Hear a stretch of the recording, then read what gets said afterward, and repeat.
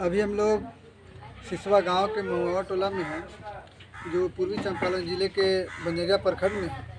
यहाँ पे बिहार गवर्नमेंट के जेर निगरानी जो 10वां हैंड पंप इंस्टॉल हुआ है, जो लोगों के लिए चालू कर दिया गया है। ये प्रोजेक्ट रिजवान अहमद सर के थ्रू यहाँ तक लाया गया है।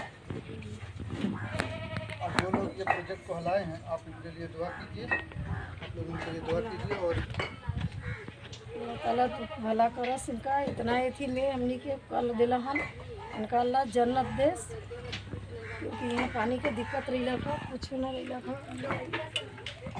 चौड़े खेत के तो धनी रही है।